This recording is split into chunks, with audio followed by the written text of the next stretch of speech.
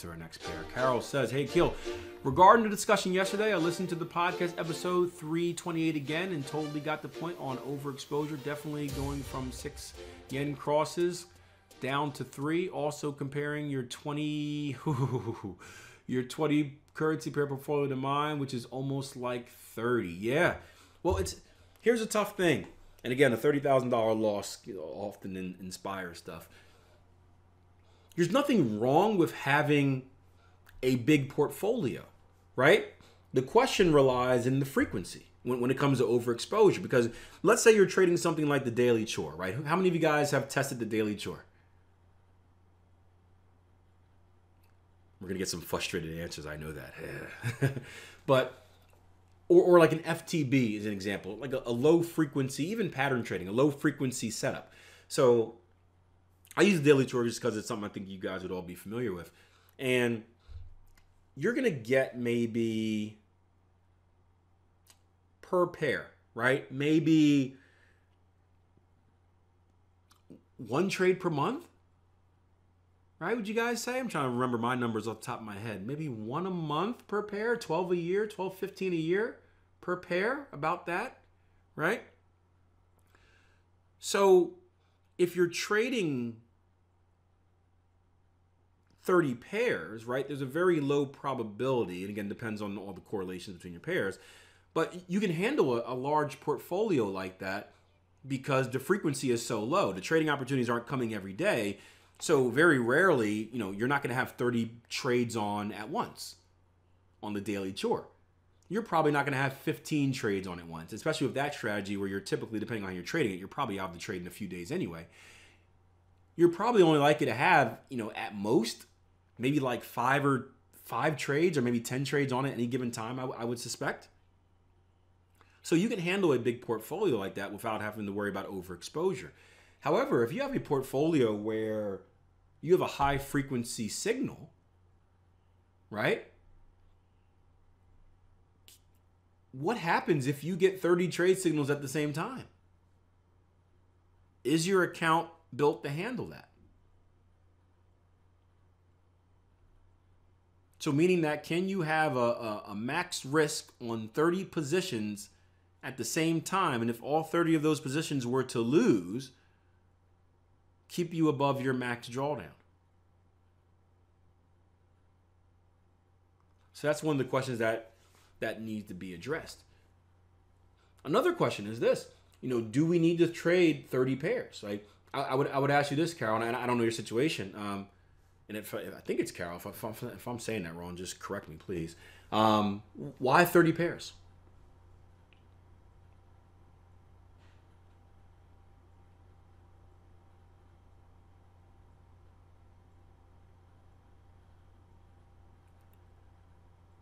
Why 30 pairs? And I would ask this too: do all 30 of those pairs perform good?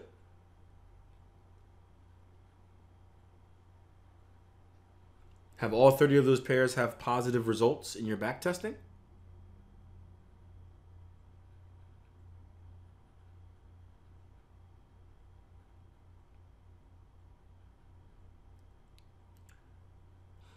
Yeah, 30 pairs is a lot. 30 pairs is a lot.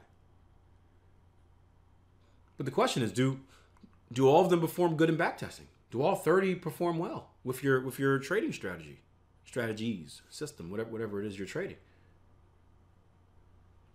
Because although we may think that we need to trade 30 pairs, do we actually need to trade 30 pairs? So let me ask you this for a question. I don't mean to dig too much into the details, but so what's a normal position size for you? Tony says 2 pairs overwhelms you. Well, what's a normal position size that you would place on a trade? Just like a percent risk, for example. 1%, 2%, 3%, 4%, 8%, 20%. Around 1%. Okay. So what if I told you this? Let's say you take your 30 pairs, which you're overwhelmed with. You look at your results. And you cut that in half. And you pick the best performing 15.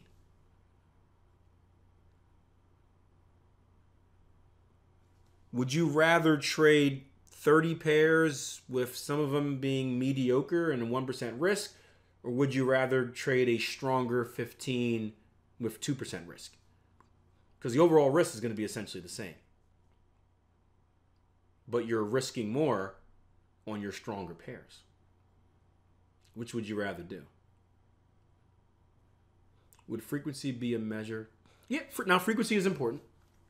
Frequency is important. You need frequency frequency makes a difference in your result. But I don't think we need to chase frequency. I think what we see a lot with younger traders, or newer traders, I should say, is that it's this need to trade all of the time.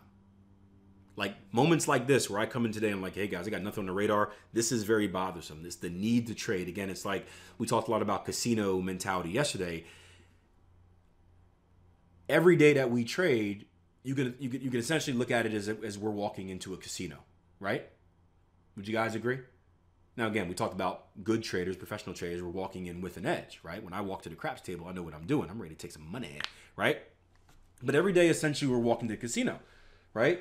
This is like telling someone to, hey, Jason, walk into the casino, but don't play any games. Like, how's that going to go? Is that realistic? You going to drive all the way to the casino, walk inside, bells, whistles, lights, free drinks, and not play anything? The likelihood is very low, right? So a lot of younger traders, we want to play. We feel like we're not traders unless we're always involved. And that's why there's this need for like frequency. I need to be involved at all times. If I'm not involved, I'm not trading. If I'm not trading, I'm a loser. And then what makes things worse is, right, the internet always tells you the glorified version of everything. So you say, okay, well, I'm bored. I'm just going to go look for some news releases on Twitter. Hey guys, just took my 5th trade of the day, 5 for 5. Woohoo! Hey dude, 10 for 10. Just got involved in Euro. Just sold to Canada. Head and shoulders, right? And everyone else is trading. You're like, well, everyone's got these signals. I'm sitting on my hands. Like, what am I missing? And that just makes it even worse. Adam said, I took the 16 personality test yesterday. Great test. Everyone should take that. I like to take it every few years to compare. I actually changed. I took it 5 years ago and I took it again last year. I changed massively, which is awesome, maybe. But yeah, I think everyone should take that to understand your personality. But yeah, that's that need for frequency. We need to push that. Frequency is important. I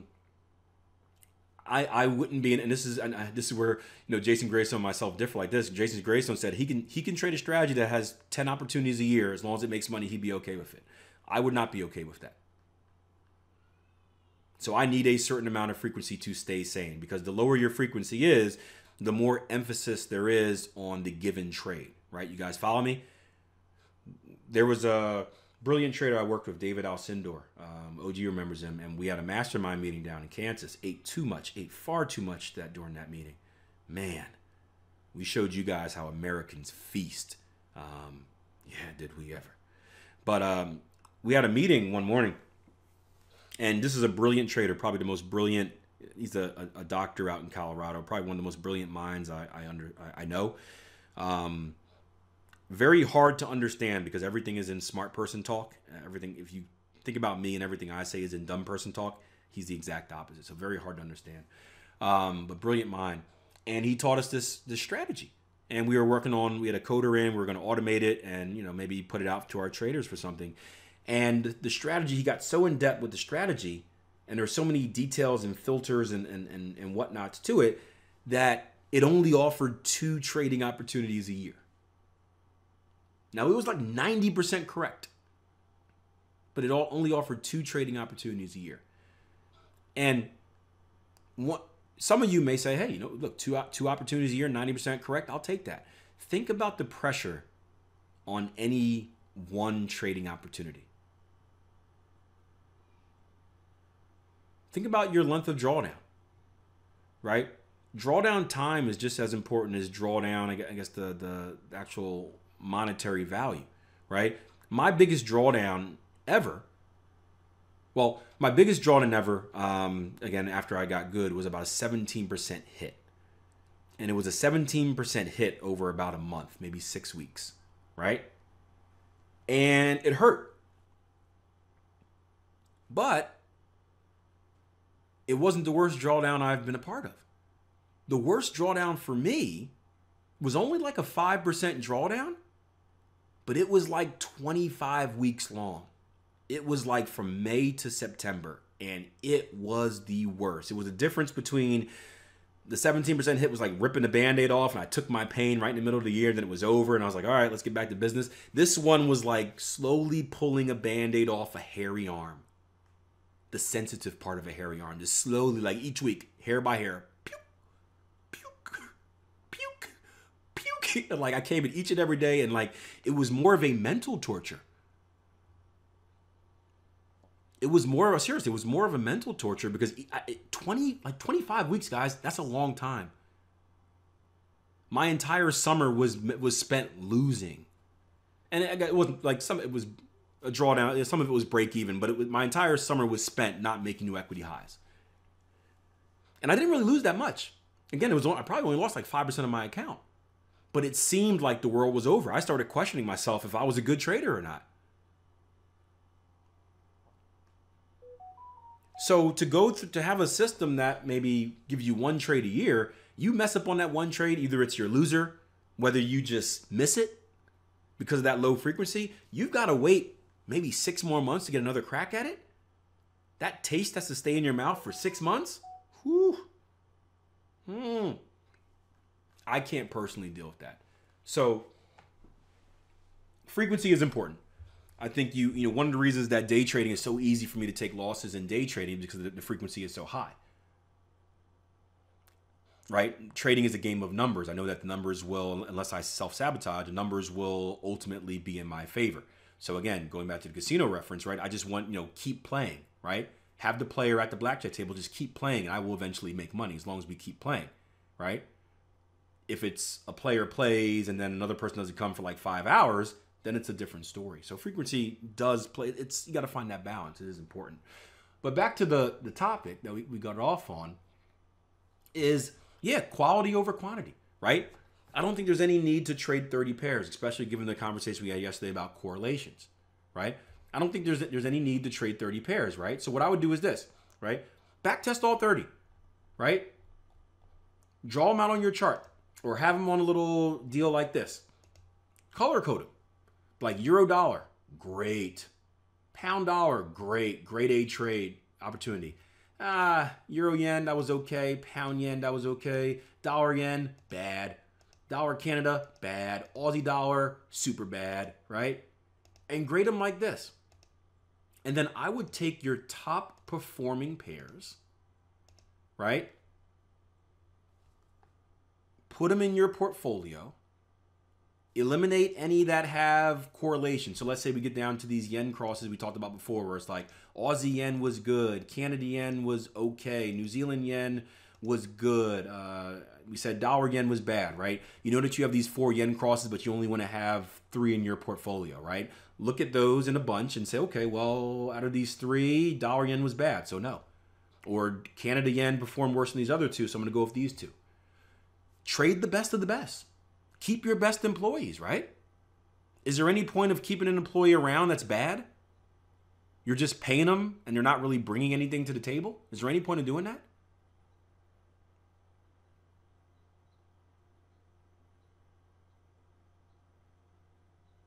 I mean, I guess we're a bad example because we keep OG around. Oh!